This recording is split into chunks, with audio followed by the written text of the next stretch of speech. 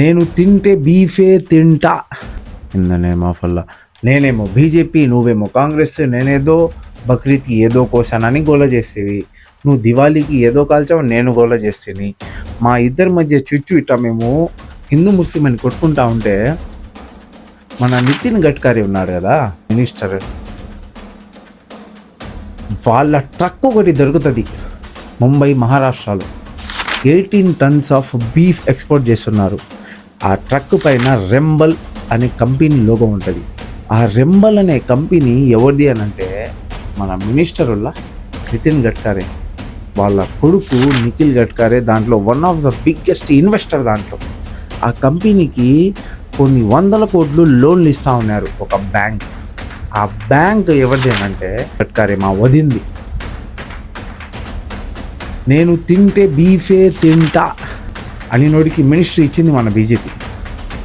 నువ్వేమో అరే నువ్వు కాంగ్రెస్ ఓడివి, నువ్వు ఇట్లాంటి ఓడివి, నువ్వు అట్లాంటి ఓడివి అంటున్నావు. వాళ్ళకంటే ఎక్కువ గోమాతకి నేను రెస్పెక్ట్ ఇస్తా. ఇది జరుగుతుంది. నువ్వు నేనేమో హిందూ ముస్లిం అని కొట్టుకుంటా ఉన్నాము, వాళ్ళేమో బీఫ్లు అమ్మేసుకొని. కోవిడ్ టైంలో తన సంపాదన బీఫ్ అమ్మి 72 కోట్లు. ఇది నేను చెప్తుంది కాదు, రికార్డ్స్లో ఉన్నాయి, వెళ్ళి చెక్ చేయండి. మీరు నేనేందో హిందూ ముస్లిం అని కొట్టుకుంటా ఉంటే బీజేపీ లీడర్స్ ఏమో కొన్ని 100 కోట్లు సంపాదిస్తున్నారు.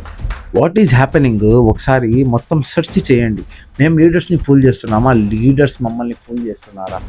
మేము హిందూ ముస్లిం అని కొట్టుకుంటున్నామా, లీడర్స్ మమ్మల్ని హిందూ ముస్లిం అని కొట్టుకునేలా చేస్తున్నారా అని నా వంతైతే నేను ప్రయత్నిస్తున్నాను. అరే బాబు, మేమందరం ఒకటేరా, మీరు మమ్మల్ని కొట్టించాలి, మీరు మా ఇద్దరి మధ్య తగులు పెట్టాలి అని అనుకుంటే మేము పెట్టుకోమరా అని కాదు. మేము ఇలాగే పోరాడతామంటే మనకేం కాదు, మనకొచ్చే జనరేషన్, మన పిల్లలు సర్వనాశనం అయిపోతారు. జై హింద్.